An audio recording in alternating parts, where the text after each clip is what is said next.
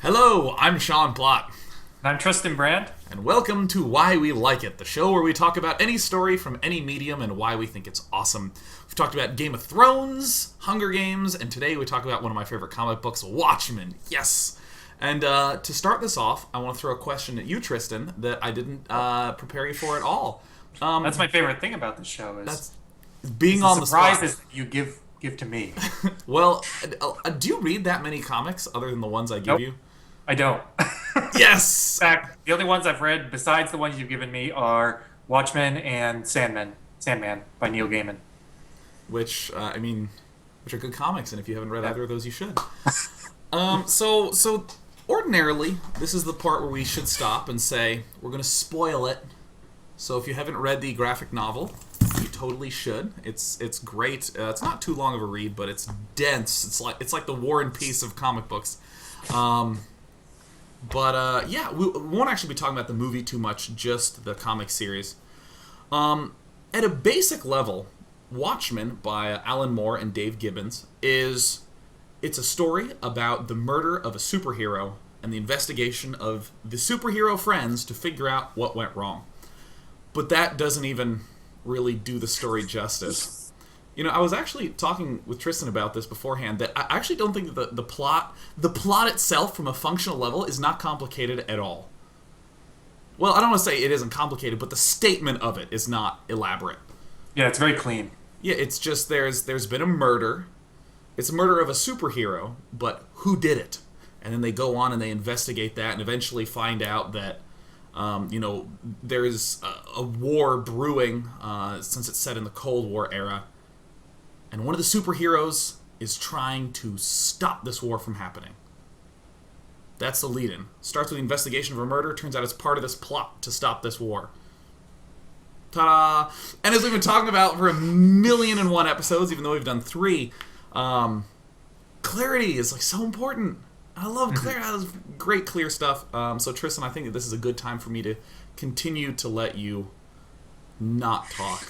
Well, it's good. I mean, I'm interjecting all sorts of witty little things silently. In your mind. It's kind of like... I'm very clever in my mind, Sean. Is it one of those things where, after the bully bullies you, you go home, you take a shower, and you have all the insults ready? It's like that, but for commentary. Exactly. I'll be in the mirror tonight, and I'll be just I'll be doing this show by myself to no audience, and I'll just be so awesome. Well, either way, I wanted to halt a little bit more on the premise of the novel, because I think that it's the way that Alan Moore does the world building that's so clever. Because it starts off, or because the premise of the series is that imagine a world where the superheroes are average everyday people like you and me.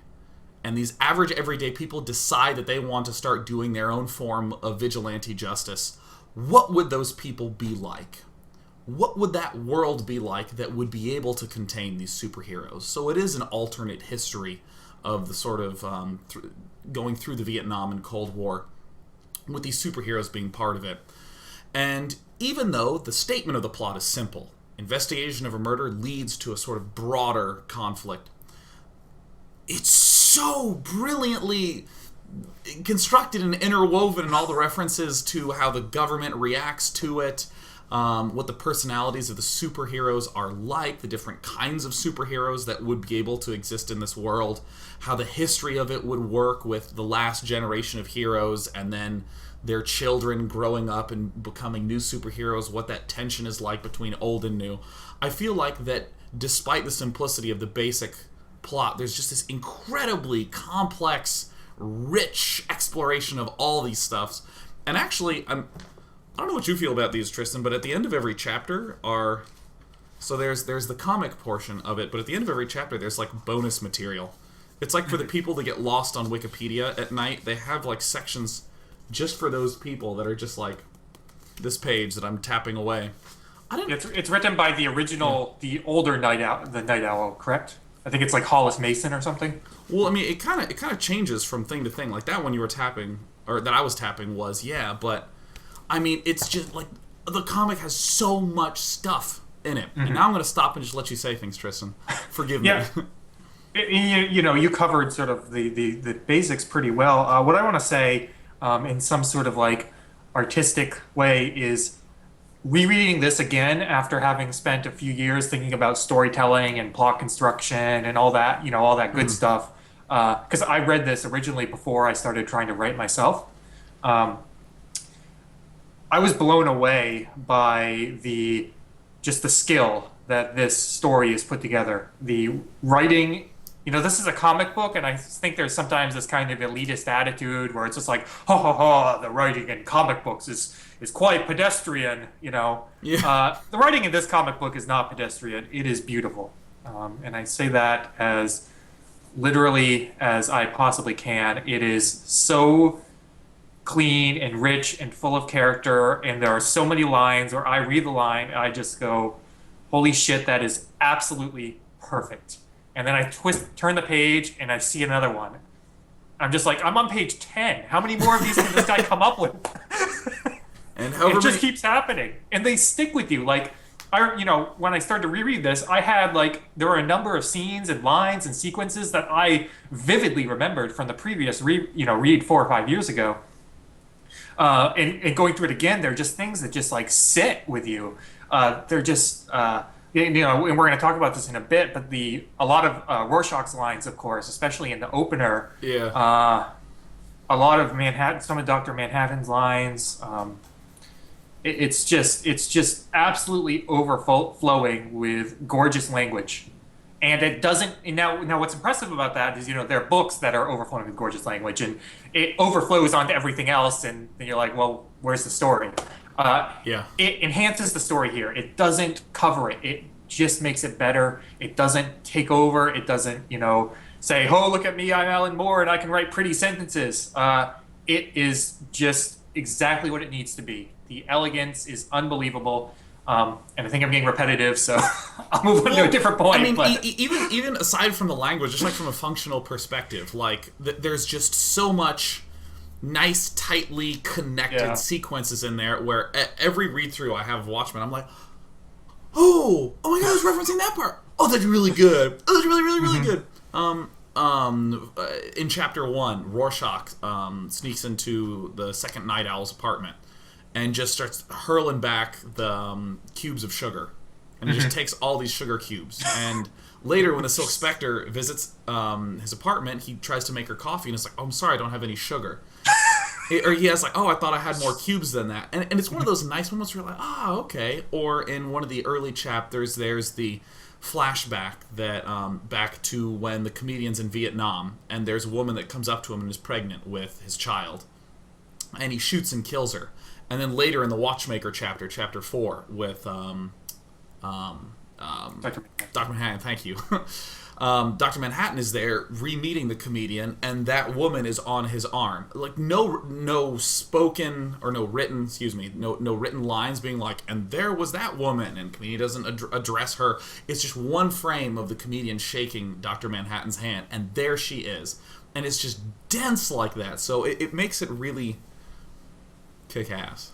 Yeah, well, it gives you the impression, because you spoke how clean the plot is, but I think when you start reading it in the first few chapters, you're not just like, oh, what an elegant, simple plot. You're just you're being overwhelmed by all these different characters, these different settings and stuff. But it's this cascade of puzzle pieces, and they don't give them to you in the linear order where it's you're building the puzzle from a corner and you're like, oh yeah, I'm building a picture, building a picture, building a picture. Instead, it's this spiral of pieces all over the board. And then they just keep coming down. As they come down more and more, the different pieces of the board come into, become clearer and clearer. And then by the time you get to the end, you just see this one continuous sort of piece, and it just all fits together. But the order they give it to you is not an expected one, and I think that's really, really cool. Yeah. So to begin our discussion, because we need a beginning, right? We're at a loss for things to say. I want to talk a little bit about the theme of superheroes. That's sort of how it's sort of changed in the comic books over time, and especially what makes Watchmen just brilliant. The book was actually, or the series ran from 1980. God, I hope it's right. 5 or 6. That sounds right. It sounds I right. think we could probably look it up. Wikipedia knows, but let's just say 1986 through 1987. And in the early era of comics, you had things like Superman, and Superman was just great. Are you looking at the publishing date? I can am. tell. I'm trying to. Except I can't actually find it because I apparently am All incompetent. right. Okay, look. I'm going to look in the sleeve. Where is Look it? how entertaining our show is, Sean. 1986. Very 1986. interesting. I got it. Confirmed. It's on the front. Yes. In the series Watchmen, we just keep holding up pages and being like, look at how cool this page is, and keep flipping it. But anyway, so like with Superman in the early days of, or a lot of heroes in the early days of comics, it was just good and evil.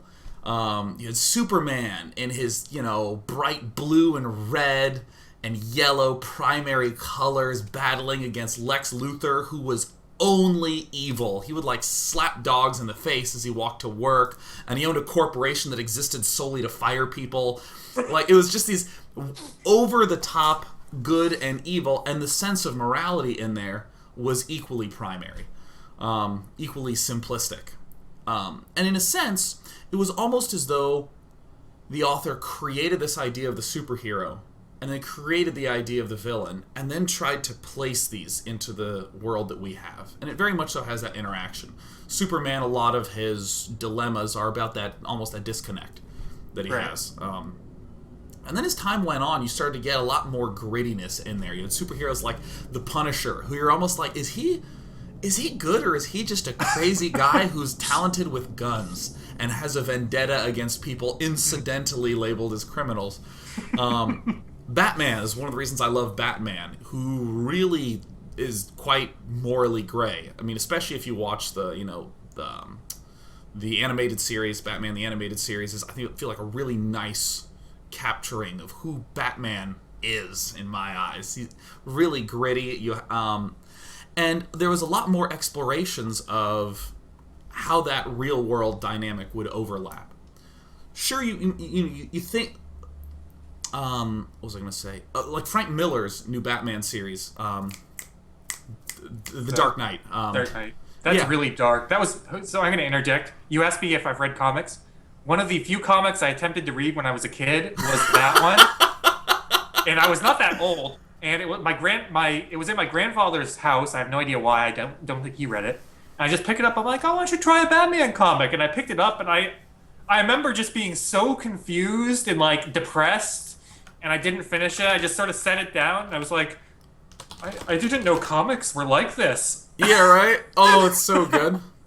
Yeah, like that one. Is it? I feel like it's The Dark Knight Returns, or is it? I always mess the name up. Something like that. With all the movies coming out, I mess the names. It's on my shelf. Look, I own it. But that starts off with Batman being old and having been retired, and these are again very sort of, let's really explore this interaction of the superhero with reality. But Watchmen goes to the full extreme. It says, let's start with reality. How do superheroes emerge out of this?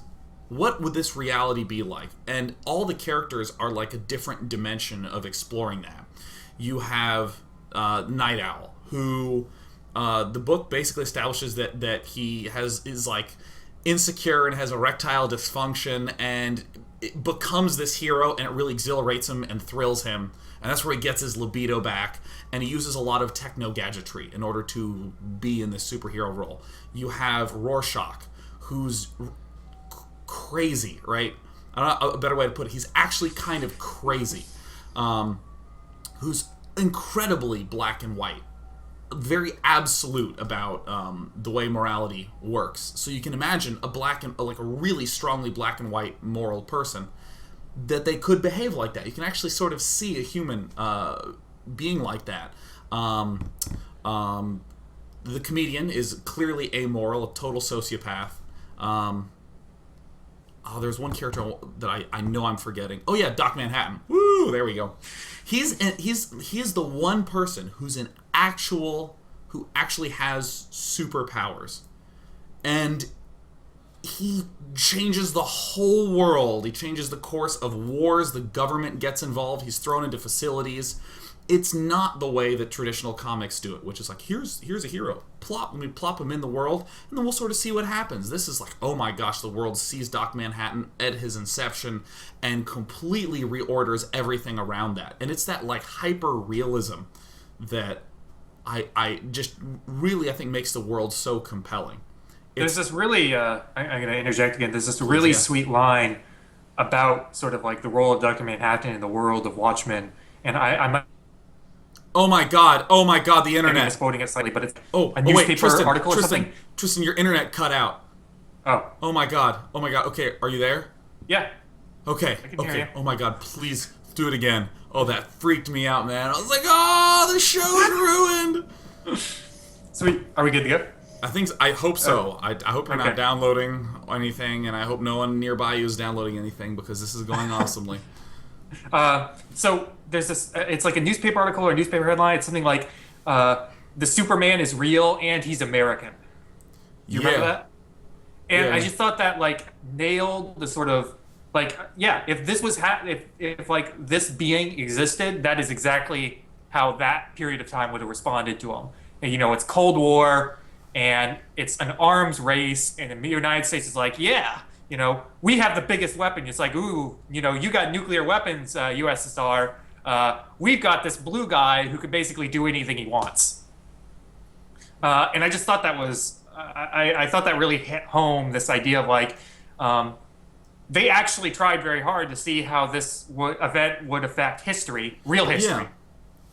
Yeah. I thought that was such a cool exercise. Oh yeah, and I mean, like you imagine the way that Spider-Man works.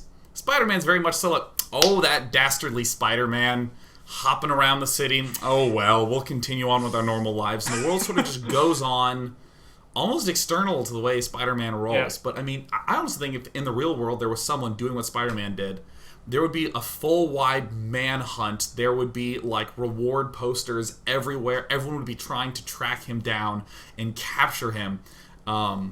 Really, really sweet the way that Watchmen explores that. He would drop down and get ready to kiss the woman of his dreams, and then she would, like, pull off his mask and take a picture with her iPhone and put it on Twitter and say, I got him, everyone, I got him! $1 million, ship it! I would seriously dress up as a girl to try to trick him into kissing me just to get that photo. Yeah, it turns out to be day 9. Like, that's how it would happen in the real world.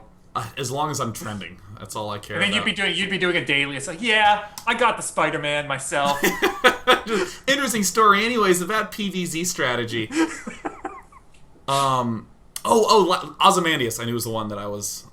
Yeah. I could feel there's someone missing. Yeah, Ozymandias, super strong, super genius. Basically sells himself out in order to make a whole bunch of money and sell action figures and that sort of stuff. And you can totally see a person doing that, so it just makes it really, really compelling. And of course, everything that we've just talked about is not about the story at all. It's about the well, I guess that's not entirely accurate, but it's not about the plot, the narrative running through. It's about just the world building and how real it feels. So shall we move into the story? Do you want to talk about Chapter 1, Sean? I want to talk about Chapter 1. Please. I want to read one of my favorite lines from the entire book, because it's at the start of Chapter 1. All right. And I like reading them aloud. So you'll... because, I'm ready. I said all that stuff at the beginning. I'm like, oh, these lines are so pretty and perfect. And I remember the impact that these first few panels had on me when I first read the story. And so it's starts off, it's narrating from Rorschach's journal. I'll even hold it up. Yeah. So you can see the colors. Dog carcass in alley. This morning, tire tread on burst stomach. This city is afraid of me. I have seen its true face. The streets are extended gutters, and the gutters are full of blood, and when the drains finally scab over, all the vermin will drown. The accumulated filth of all their sex and murder will foam up about their waists, and all the whores and politicians will look up and shout, "Save us." And I'll look down and whisper, "No." That is that's gives me 3 shivers. frames. Yes, I remember I actually got this book. I went to a Starbucks because I had just gone to grad school. I had a single studio apartment, and I had 0 furniture. I had a chair and a computer desk, and that's it. I didn't even have a bed. And I wanted It wasn't because you wanted to be trendy and and not just read, but show people you were reading. Yeah, yeah. I wanted to read a comic in a public place to look cool because I didn't have any friends at that point, and continued to make none in the Starbucks. But I remember being there and just reading that first line, and I was like, "Oh my god!" Because this was one of the first comic books I actually read. Like, most of the comic reading I've done has been in the last 5 years, and I mean, that's such like a vivid image. When the drains finally scab over, the idea of there being scabs on the street gutter, you're just like, Yeah. It's cool because the language is unusual. The sentence structure is interesting. It starts off as sentence fragments, and then it goes into this sort of long sentence. Um, and it's just it's strange. I think it's actually strange, and that's one of the reasons it's memorable. And it's really difficult to take something that's strange and make it beautiful, because frankly, most of the time when you write something strange, it's just strange, right? Like if I write something weird, I show it to you, like, Sean, is it pretty? You'll be like, yes. I'm like, it's fine. Very. Agree to disagree. My cat is visiting me. Here, Oh, I will that's- show him. I will show him briefly to the camera before disposing. Oh, it's Sabin. Yeah, Hello, look at Sabin. this is Sabin, everyone. He apparently does not like Watchmen or being held or cameras, but he does like Sean. I can assure you of Yes, and he loves my shoes and my shoelaces. that. Well, we will say goodbye to Sabin for now. Well, what I love, especially about Chapter 1, is it starts off with a serious impact. You have this character, sort of alluded to, and you know, I've read enough comics by now to know that, well, actually, it's just in any media. It's not exclusive to comics. That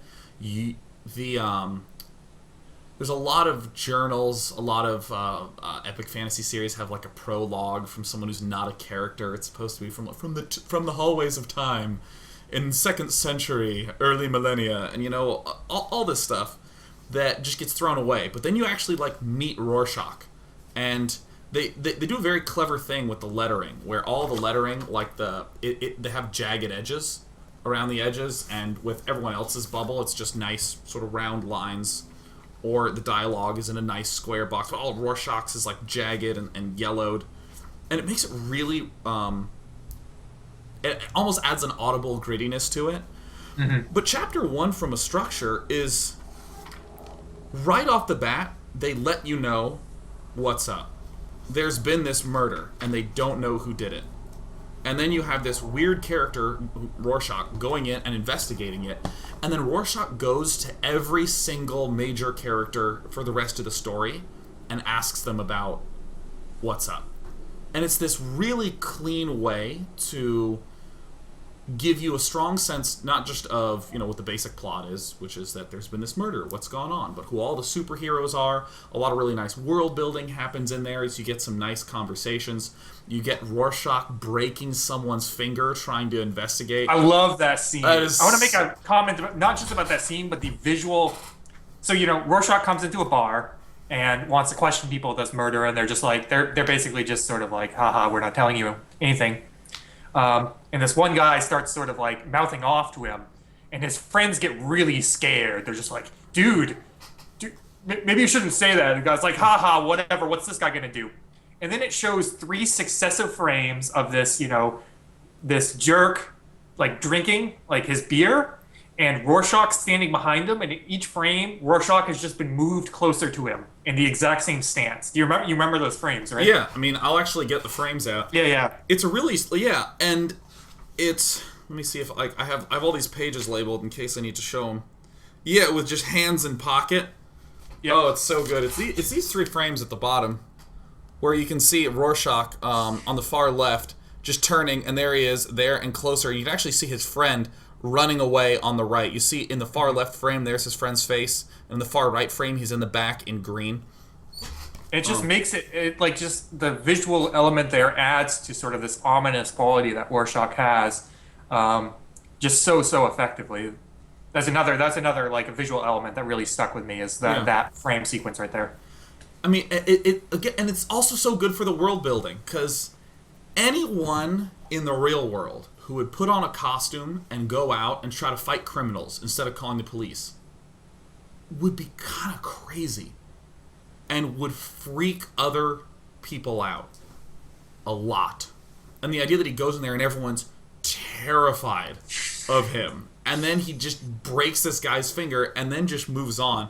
I just think it's a really nice chapter 1, and there's all those great lines, like all the lines about the comedian being dead and jokes, and there's... Yeah, it's interesting. Something just occurred to me. We were talking offline. We were talking about scenes and sequels, which is this bit just to let people in. It's just this very basic idea of like something happens and then the character responds to it emotionally. Right? Yeah, emotionally. Rorschach doesn't really respond to things.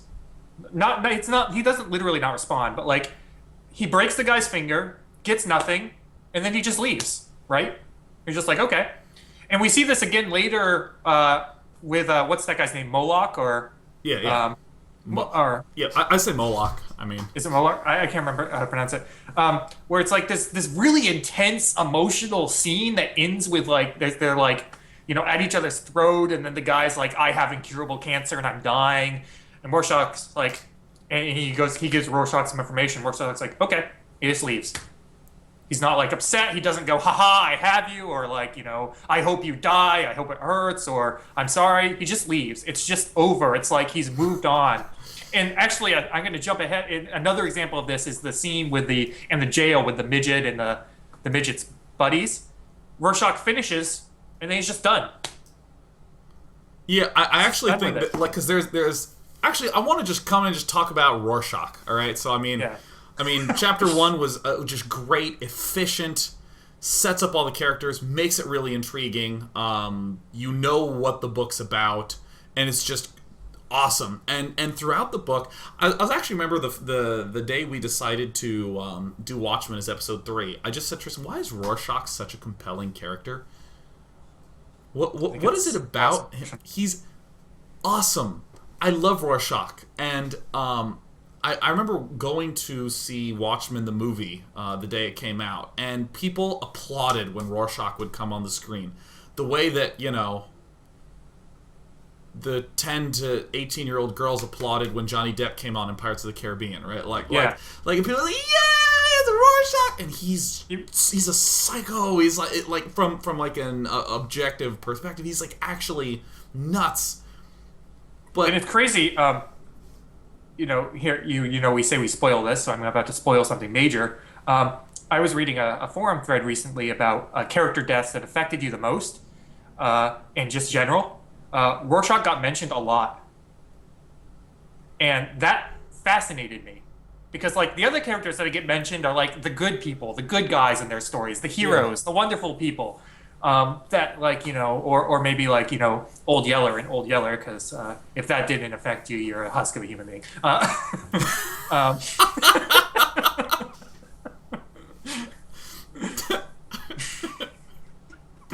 Dude, I'm just saying, I broke down crying in 4th grade. I'm not. I broke down normal. Crying as a 23-year-old man, and I'm fine with good. it. Let's not do an episode on that book. Yeah, we'll just cry for an hour. Just be me and you like sobbing. And people be like, great episode, would watch again.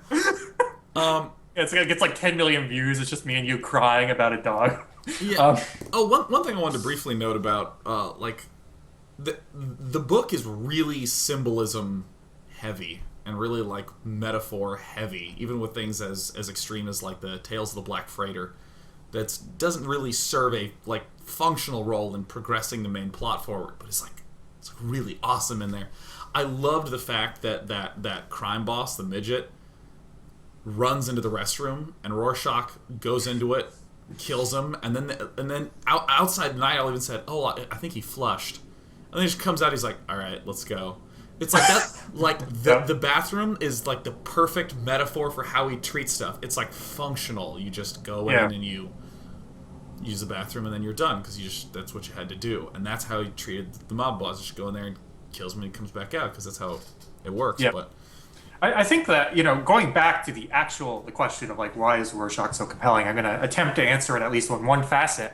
I think the one dimension of it, and this is not a complete answer because I don't think it fully addresses everything, but like we are fascinated by the idea of the vigilante character because for people, all regular people see something that they think is bad, and sometimes they just have this emotional reaction. I wish I could stop that. Yeah. They read on the newspaper about some horrible, guy who killed a bunch of people, and they're like, I wish I could have killed him. Or I wish someone had done that. And Rorschach is the embodiment of that. He finds the bad guys, he finds the people doing the terrible things, and he kills them. And frankly, he doesn't necessarily kill them in a nice way. He doesn't just it's like, I'm going to put them to sleep and remove them. No, he gives them some kind of poetic justice, right? This is not, this is not a gentle revenge. This is like this specter from one of Dante's hells who's just like, you are bad, now you have to deal with me. And he's this embodiment of revenge, and we want that. I think people want that. They want that at some level. I think that's part of the reason he's so compelling. I don't think it's a full picture, though. Yeah, I mean, because right from the very start, he grabbed me. Like, the way he talks and the way he thinks about everything it's just so extreme. Mm-hmm. Like, I keep wanting to, like, open up the book and just, like, flip through it, but I realize it's, like, not interesting to, like, watch, like, two guys just, like, looking at a book and being like, great, awesome, excellent. But when he's walking through the streets and he says the comedian's dead and nobody cares but me, I almost feel like he's this sort of like inward form of thinking that you're actually not allowed to do, sort of turned outward. Mm-hmm. Almost everything is always gray, something as straightforward as let's say you have there's a worker in an office who's not really doing a good job, but they're in crunch time to get a product out, so they can't exactly fire him. So what do you do there? It's like unclear, or if you have a friend who's been kind of a jerk to you lately, but for a year or two you've been like really close, and you're sort of wondering why they're being a jerk. Like, do you confront them? Maybe you heard they said something behind your back. I mean, it's always like, well, I can't do it this week because we have a project together and I don't want to engage them because then we'll have to see each other for the duration of this. Like, it's always all gray, and there's just no gray ever at all. Mm-hmm. And even those like that line, it's like, no one cares but me. Yep. That's a thing that people tend to say when they're in the mood to be self-righteous, and they think it. Like, no one's working on this project but me, I'm doing everything. But then no one does anything about it. They say it conversationally or they move on. But it's so cathartic to see him do like, this guy makes fun of him in a bar and he goes over there and breaks his pinky and doesn't think a second thing of it. And it's so great. Like, I have no idea. I mean, in fact, like, I any of you who are wondering, I don't think the purpose of this section is to actually answer. It's not like we're deterministically answer. Well, like we have a note card. It's like, Rorschach is so compelling because of the psychological principles espoused by Sigmund Freud, and yeah, just like A, B, C, and there you go. And people are like, that is why I found him compelling. He's just so. I mean, there's even... He's awesome. Well, okay, I'm wondering what you think about this. There's a sequence after Rorschach gets thrown in jail where the psychiatrist or psychologist or whatever it is showing him the Rorschach ink blots. And already that's a really interesting concept to show Rorschach test. And he talks about, like, I see a pretty butterfly. Yeah. And then you, like, see in his head he's seeing these, like, terrible things, like a dog's head split. Yeah, it's like a dog split by an axe. Yeah, and it's so awesome when he finally says, like, what he's seeing. And it just, like, it freaks the psychologist out. Mm-hmm. Like, that for me, I was like, oh, that's awesome. But I can't... I don't know, do you have any thoughts on that? Because I haven't even been able to make more conclusions from that. He's just such a complete, well-thought-out character that for some reason I just think is rad. Yeah, I think he's a vigilante. He's a badass. Speaking of that sequence when he's in jail, I love it when the big, huge guy, threatens to shank him, and Rorschach takes the tray of boiling oil and flings it over the guy's face, And he says to all the other prisoners, I don't think you understand. I'm not locked in here with you. You're locked in here with me. Yeah, that is. Yeah, That's another line where it's just like, oh my Yes, goodness. get him, Rorschach. Yeah. Give him the oil. And you know, when you're talking about the moral gray and that catharticness of like Rorschach is uncompromising, and I think you're right. That's part of it. And I like how well that's carried out right to his very, you know, Rorschach dies because of his unwillingness to compromise, right? And I don't know, it's not quite his very last line, but it's like the line he says as he leaves Veidt's office, knowing that Manhattan's gonna have to kill him, is something like, must do what is right even in the face of Certain death. Certain I thought it was of the certain death. apocalypse. I think it's the apocalypse. Or is Apocalypse certain death? I mean, did we read this book? It's too good. We have to find it. We have to find it. All right. What does he die in chapter 11? I thought it was chapter 11. It's right towards the end. Oh, it is in chapter 12, isn't it? Yeah. Oh, there he is. He's gonna. I'm really close.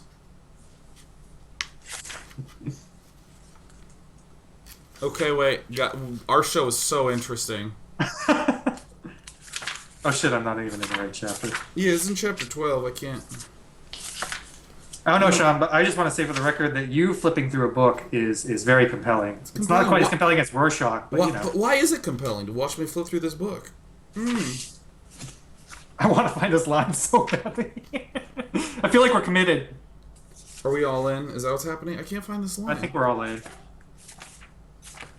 I feel strongly that we're all in.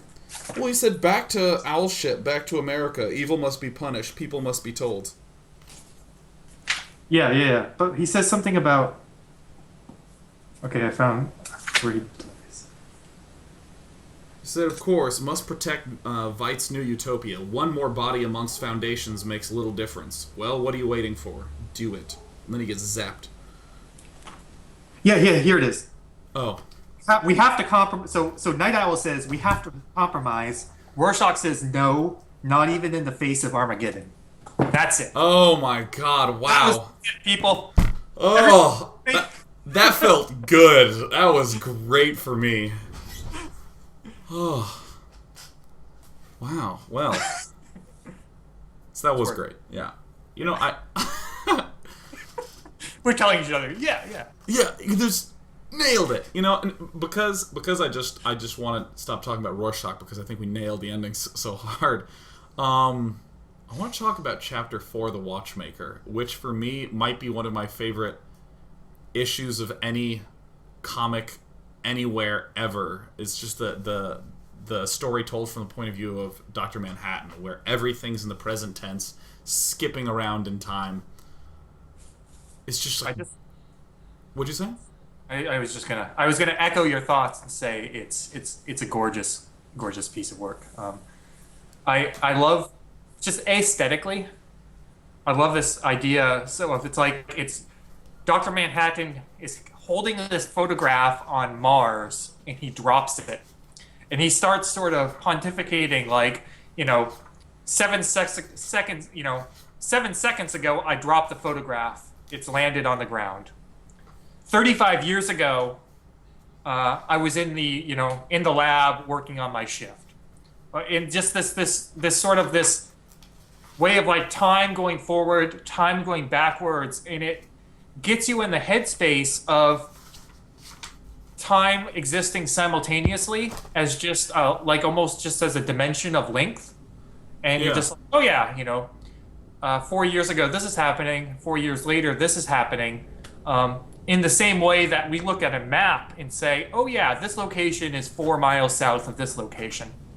And, you know, that's not an original concept. It's been done in other science fiction novels. But I can't think of any place it's executed better than it is in that chapter of Watchmen. I think when I did my reread, that section almost just took my breath away with how well executed it is. And what I like so much about it is that we talked about a little bit about this in Hunger Games, where, you know, Suzanne Collins writes descriptions of people, or more specifically, Katniss describes people with the language of food. So it does the functional thing of giving you a sense of, okay, here's what's going on over here. This person has orange eyes, but no, they're the color of rotten mangoes. And you're like, oh, it just makes it a little bit more compelling. Like that entire chapter gives a little bit of backstory of Dr. Manhattan. Talks a little bit about a little more about backstory of the comedian and the sort of Silk Spectre, how she came into things. Also a little bit about what's going on now on Earth now that Doc Manhattan has abandoned it and is away. Also talks a little bit about like his move from Earth to Mars because he's just like so fed up with the human race. Well, I don't want to say fed up, but he just thinks that he shouldn't be involved with the human race anymore. All those are like good bits of knowledge that you want to know in order to keep the plot going. But like you say, it's all done in this really artistic, beautiful development of the character of Dr. Manhattan. And it's one of those things that every time I see a really excellent author or creator, director do that, where they overlay, here's what's going on with, here's how I want you to feel, or here's who this character is. Just that leanness just makes it super engaging, because I certainly have read books where they're like, and then this is who the character is and what the character thought and how they responded. Here's some plot stuff that's going on. Okay, now I'm going to have this character standing over a cliff top just thinking out loud. Okay, and then here's some more plot. And anytime those are together, I'm just like, like flipping pages and buying more issues of the comic, even though I'm not even done. Yeah, I think Dr. Manhattan is... So Dr. Manhattan's another character that, on the face of it, he's very compelling and interesting in that he presents a mystery from the second you see him, right? So... I'm going to just briefly go back. I think one of the reasons Rorschach is so interesting is because he's a man with a really, really interesting mask, and we want to know what's behind it, both literally and metaphorically. It's not just a vigilante, like, because there are other vigilantes where it's like, this is like the Punisher or someone. You just immediately know him, and then it's just about the vigilante. Rorschach is the vigilante combined with the mystery. Dr. Manhattan is also kind of presented with a mystery, but a different kind of mystery. It's like, who is this guy? How did he come to be like this? Like, why is he, acting so sort of distant and isolated? And also on that point, it's really sweet that Rorschach is introduced with his mask, and everyone else is introduced as just like, we're just hanging out, like the old and new Night Owl, just like having a beer and hanging out, being normal people, and then you have the Silk Spectre. It is Silk Spectre, right? Talking with her mother? Yes. Am I messing these up? And wait, shoot. What? Is the Silk Spectre the older one or the younger one? I suddenly don't know. I suddenly, now that it's live, don't know. Screw it, it doesn't matter. Still, they're all presented as here's who this person is, and here's the Night Owl. Like in chapter 1, sitting there just like dejected with his costume behind him. They sort of create that separation. But with Rorschach, it's weird that when you picture him, when you read it, he's presented as this guy with a mask, and when it's removed, he says, "Give me back my face." And even though he's this redhead throughout that section, when he gets the mask back on, he stays that way for the rest of the entire comic. And it's interesting that Rorschach actually views himself as Rorschach, the guy with the mask, and not as the person. And that's how he is presented very, very elegantly. But go on with Dr. Manhattan. Yeah, it's... I think I lost my train of thought. So Dr. Manhattan, he presents as mystery, just like... So the novel works so hard to put real people in trying to be superheroes in the real world. And then Dr. Manhattan's there, and you're like, I almost got, the very first time I read it, I got thrown off because I'm like, wait, what? This is an actual super. I thought this was trying not to be supernatural, right? Or paranormal, or whatever you want to call it. But this is, this guy is definitely not real, right? He's incredibly powerful, in fact. And I think that sort of like, and he appears in chapters 1, 2, and 3, and he's just there. He's just a character, and just like, oh yeah, it's Dr. Manhattan. And you don't get, you get a couple hints about what he's about. But and obviously you get that scene where he goes, he runs off to Mars, but you don't really know sort of what's going on until chapter 4. And I think that sort of placing that chapter about where it was is really good, instead of just, it's so much more powerful than just saying, like, the second Dr. Manhattan steps on screen, someone's just like, "Oh yeah, that's Dr. Manhattan. Yeah, he was involved in this lab accident that, Yeah. separated him into particles, and then somehow he was able to learn how to put himself back together particle by particle, and now he can manipulate particles. Yeah, he's a pretty interesting guy." Just info dump it. Yeah, it's like, I mean, that's how you talk at parties. It's just like, "Oh yeah, that's my friend John. Yeah, John graduated from college about 15 years ago." Yeah. That's. I remember actually. I have it in this great book, Scene and Structure by Jack Bickman. He keeps telling me about that book. It's really good. I should get it for you. You flip through it. You should flip through it right now. Let me just show you. Wow, these great points that are being made. He talks about how in fiction things need to make more sense than in the real world. That in the real world, for instance, you might just get sick. But in fiction, your main character can't just get sick. Like what if Tyrion Lannister in Game of Thrones was just walking from A to B and also like, oh, well, I'm sick, and then he's just in bed for an episode, and then he's recovered in the next episode, and he's fine. People would be like, what did the writers want in that? You can't have him just get sick. It makes no sense in fiction. You have to have your character be exhausted, and then, you have to have your character be exhausted, and then be stressed about something so their immune system is low, and then go into a hospital with sick people, and then have someone cough into his mouth, and they have to zoom in on the germs festering on the tongue, and then when the character gets sick later, the reader's like, oh yeah, I know why that happened, right? You need these logical chains. And the info dump is the sort of the classic thing that you and I always joke about, where there's always that point where they're just like, I just can't figure out a natural way to introduce that. So someone just stands up and proclaims it, and I just think that chapter is so interesting because, in a sense, a lot of information is sort of dumped down there. Mm-hmm. It's just like, here's some of the more things that went on during Vietnam. This is how he came to be and all that stuff. But a flashback people tend to accept. Like, oh, there's a flashback. This is who he is from the past, but it's told from the first-person perspective in the present tense of a thing going on in the past. Mm-hmm. It's that's so clever, I feel like, because afterwards I was like, oh, I know exactly why Dr. Manhattan is being such a crazy, just disconnected, weird, alienating person, because I know what's going on in his head. Yeah, it's interesting that one of the ways you get away with that info dump and flashback is that it is in itself a story, right? It is a story with story elements. It's not just a list. Yeah. And by making it compelling information of its own right, it goes from just like, well, that was stupid, just a list of what this guy's doing. It's like, here's Dr. Manhattan, here's a list of his powers, to you experiencing how he got those powers. It's sort of that show don't tell adage.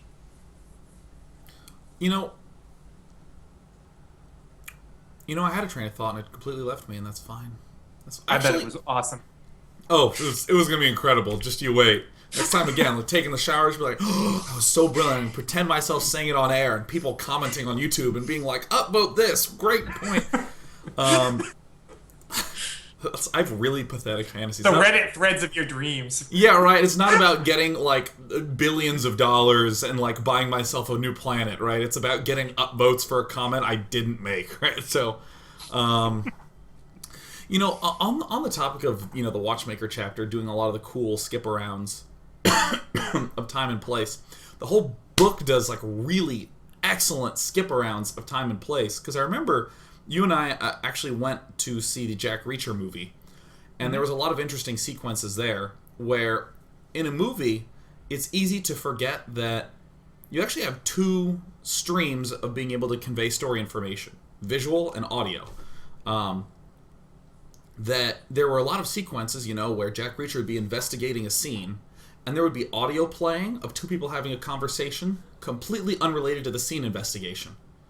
And you'd just be hearing the audio and looking at Jack Reacher, looking around, inspecting things. And it was really efficient use of time, but also really a cool way to just keep the story flowing and to just sort of tie those elements together. And there's in a comic, in essence, there's really only one. It's just visual.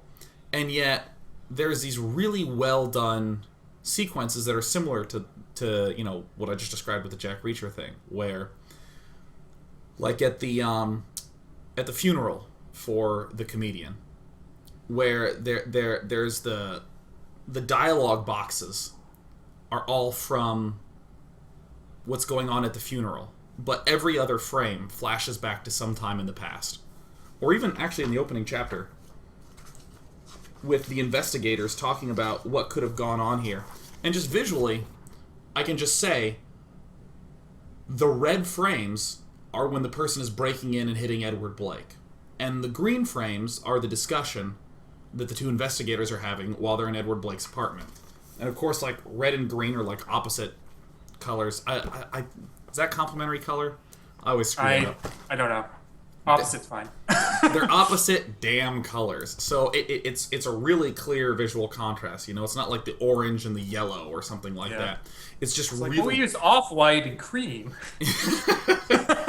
Yeah, but like those two colors where, you know, you can really easily have those two sequences happening simultaneously in your head in a way that actually, like, a book would struggle to do that.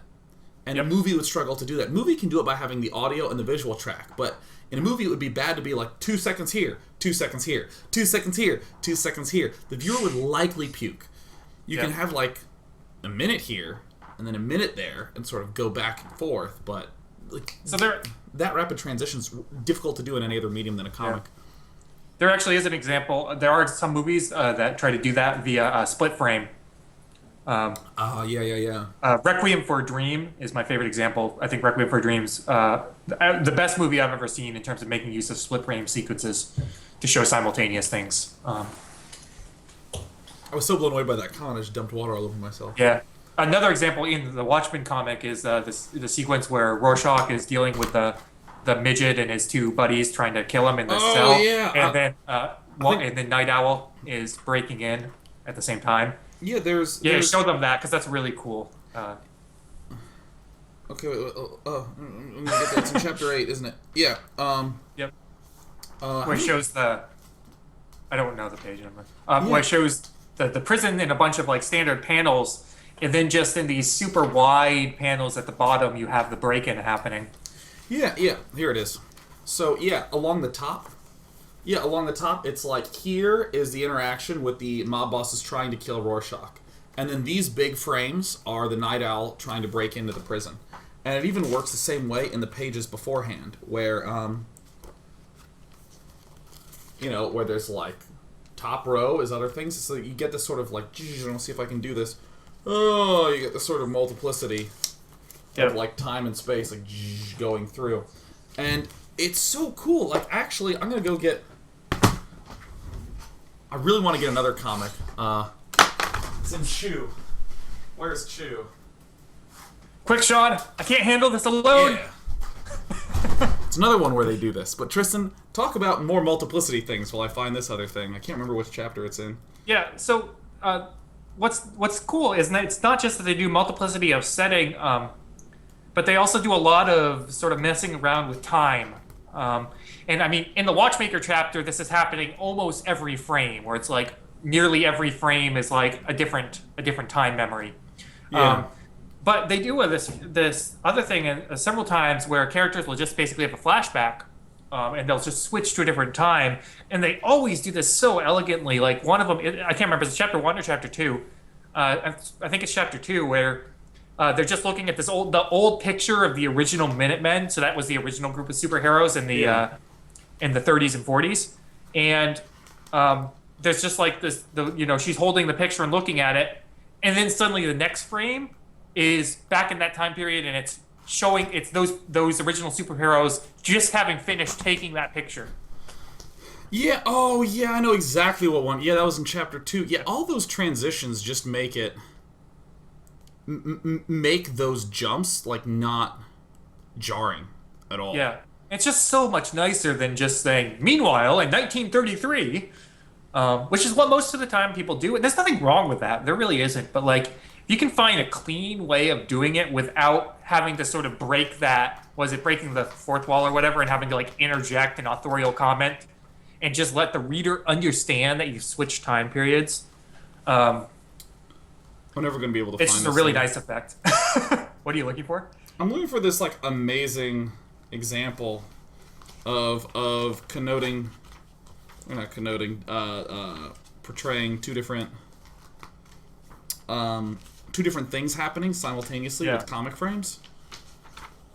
And you know what? You're just gonna take my word for it. In Chew, in this great comic series Chew, it happens. Anyways, but yeah, I mean, there's just like so many little bits of different stuff going on, and I'm just gonna say the same thing I said earlier because I just think it's so cool how it's done. These alternating current scene, secondary scene, current scene, secondary scene, current scene, secondary scene. Like it just, it's so hard to do in any other medium. Like in this, there's the blue and the orange, and I'm sure if any of you have ever been on Reddit, people always joke about the blue-orange color contrast, especially in modern. Yeah, but there's a current scene, and then like, but yeah, it's just that way to create those alternating moods. In this one, it's actually one. It's actually just one scene that's going on that just kind of helps to colorate the sort of crazy mood that the comedian's in at the time of this. Whereas this sort of coloring at the start that I was holding up earlier, this is another way to connote primary scene, secondary scene. Damn it, not connote, portray. I don't know why I keep saying that word. Well, connote's a really cool word. Connote is a cool word. I'm going to name my son Connote. This is Connote Plott. Pretty good. He'll love that when he's 13. Getting beat up every single day. That'll be so great. I'll be like, but don't worry, because when you're 25 and it's illegal to get beat up, it'll be funny. I'll be a wonderful father. I figure since we're sort of coming up on the hour, shall we move to the big ending? Finish? Yeah, let's do the ending. Yeah, the big finish. Let's see if we can do it more elegantly than us trying to find Rorschach's final line. Dude, that was perfect. Actually, I'm still determined to find that. I'll show you this after we're done recording. Yeah. So I want to talk about endings in general for just a minute, okay? Because I don't read a ton of comics, but I read a lot of books, and I think, and I read a lot of stories. I think Watchmen, qualifies as a story. It exists in the universe of stories, and yeah, I agree with you. That is a hell of a point about it. What I talk are in tautologies. Watchmen is a story. That's our show. Superheroes. What do you think about that, Sean? And then I just stopped the recording. That would be perfect. I have all the power. Then we're like, we're so efficient, and then we like high five. Except whenever we high five, we like totally miss. Actually, can I have? Yeah. Wait. Try other side of the frame. Wait. Okay, wait. Pull your arm back. Pull back. All right. 1, 2, 3. Bam. Okay, that went about as well as our high fives go in real life. Just understand.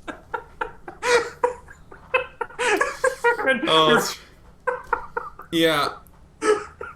Yeah, and people are like, just look at the elbow, and then I just like hit Tristan in the face, and I'm like, oh my god, I should have been looking at your elbow. Whatever. Okay, so okay, go so back stories. to endings. Yeah. Endings. You have to be careful with endings. People can feel really betrayed by an ending that sort of goes against the sensibilities of what they were hoping for, what they were expecting for. In some genres, you cannot have a bad ending. Like, your ending had better be the hero wins, gets the girl, gets the money, saves the world, and, lives this rest of his life with puppies and rainbows. And if that's not your ending, your readers are going to form a lynch mob and you will die. I'm being pretty literal in some genres. In other genres, Sopranos. In other genres, horror is the best example of this. The genre has a built-in expectation that the ending might leave you not feeling so happy. Despite that, there are still some examples in the horror genre. The Dark Tower being the number one. I won't spoil the actual ending. But let's just say before the ending, Stephen King steps in and has an authorial note that says, maybe you shouldn't read this ending. I'm dead serious. Really? Yeah. He actually stops the book. He writes author's note. you should consider not reading the ending. And then the book continues. Anyway, needless to What say, a many badass! What, are you serious? yeah, I'm totally Oh my serious. god. But the point is, you have to be careful with ending. And like a lot of people do not like the Dark Tower ending. They feel like it ruins the series for them. I'm not one of them, but like it really upsets them. The point in being, it's an ambiguous ending. Like it's not really a nice ending. I would not call the Watchmen ending the ending that I was expecting for a superhero genre, even one as gritty as this. Like, I know, again, I'm not as well read as you are in this sort of storytelling, but I've still seen a lot of superhero stories and stuff, and I was expecting them to win. Maybe there'd be like some cost to it, maybe someone would die, but I was expecting a victory for the good guys. And instead, you get this final chapter. I'm spitting on myself because I want to say this so badly. You get this final chapter that opens with some of the most disturbing sequences of graphic. I don't know if you want to show those or not. You know what I'm talking about, right? Yeah, it's just like... Start of chapter 12. Yeah, it's just mass death. Like lots and lots of people dead. Like millions and millions of people. They're just dead. There's no like, oh, let's save them. Or maybe let's like turn back time. It's just like Night Owl and yeah, like actually that was really... It was a really powerful moment for me. Like the second to last page. Yep. Where, they basically say, when are you planning on doing this? And he says, I did it 35 minutes ago. Yep. And then chapter 12 opens up, with all the graphic. It's just, it feels like a punch in the stomach. I don't know any other way. Like, the Alan Moore has just, like, reached through the pages and said, haha, sucker punch. And it hurts. Like, I think I felt sick reading that. Like, just like, because I felt the impact of that. It's just like, what just happened? And Veidt, who classically should be considered the bad guy, Adrian Veidt, Ozymandias, wins, and he doesn't just win. He doesn't just get what he wants. They don't even get the. So I fully expected him to die. So it's like, okay, fine, he did it, but like now he has to die. Now the heroes have to kill him, right? Because that's just how this thing works, right? Instead, basically, Dr. Manhattan goes, ooh, well, since this already happened, we'll just make it worse if we tell anyone. So it's best if we just pretend that this never happened, that we don't know anything, and we'll just leave him go. And then Night Owl is just like, unfortunate how that worked out, but I guess you're right. And then they just leave. It's just like, wait, what? No. Yeah. My poetic justice. Honestly. And then the character that we were loving and compelling, he's the one who dies. He gets executed. He doesn't even die in like some sort of badass fight with the villain. Manhattan just walks up and executes him. Another one of the good guys. This is not an ending that normally happens. I don't even know. I have trouble coming up with endings in any other story that's directly comparable to what this did. That didn't result in the fan base rising up as a lynch mob. And it didn't. This is a very well-regarded book. And people, I don't know if everyone likes the ending, but people are generally okay with it, as far as I can tell, from my, forays into the internet. And that is astonishing to me, honestly. And I'm okay with it. Like, I'm okay with it, but I'm okay with this type of ending in general. Like, I actually like the sort of US dark endings. I think they're cool. Most people do not. And boy, this one's as dark as it gets in a lot of ways. I mean, well, it's really screwed up if you think about it. I in general, I think I've said before, I'm not someone who really cares deeply for, or not cares, but I don't have a need for a lot of deep symbolism or philosophical explorations or examinations of ideologies under strain. I like really pulpy. I don't mind if there's just a bunch of explosions and two people who like each other make out and then it's done. Like that's a solid story to me. I really love Ultimate Spider-Man. It has a lot of pulpiness in it. Awesome, totally great. But the ending was one of those things where I was like, oh, that's so cool. Where it was a lot of different explorations of those philosophies of justice. That it was Ozymandias. You got to do whatever it takes to make the world right. And they're just killed millions of people.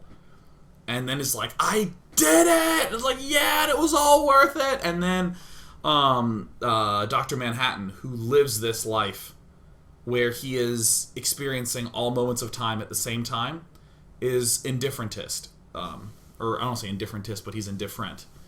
It's almost as though it's inevitable. What's going to happen happens. So there you go. And he's just completely disconnected.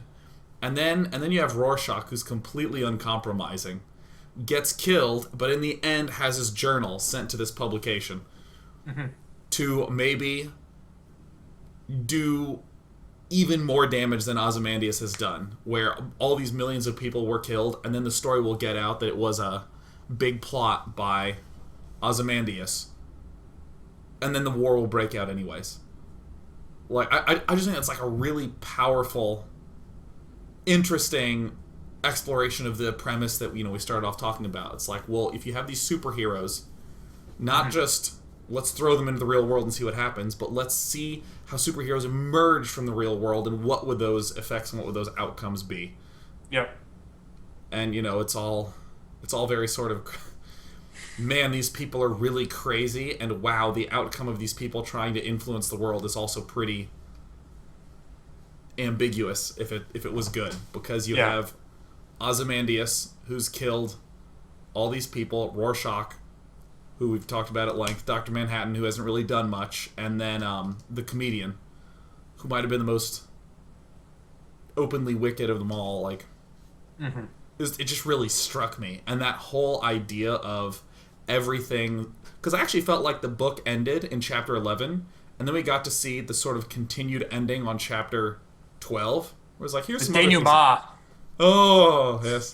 But then I felt like there was that other little uptick at the very end when you saw the journal and he's about to reach for the journal. I was like, oh, some shit's about to go down! And then the book was done, and I was like, oh, nice, Alan Moore. It's quite the ending. It's just as powerful as the rest of the book, and man, what a story. Do you have any closing thoughts, or did we do it? I think that should count as our closing thoughts. We did it. Honestly. Well, we did it. We did it! Yeah, dude. Come on. Put your hand up. No, okay. Oh God, I can't do this. Okay, rotate it. Yeah, no, the other hand was good. Yep. All right, 3, 2, 1, go. Bam! Yes, that was acceptable. So without any further ado, I am Sean Plott, and I am Tristan Brand. And this was episode 3 of Why We Like It, the show. Thank you so much for watching. If you have any feedback, please send it to whywelikeit@gmail.com. Thank you. I was tempted to be like, dude, I screwed that up. Let's just re-record. The entire. So we're gonna go. Bye. See you next time. Woo. See you, everyone.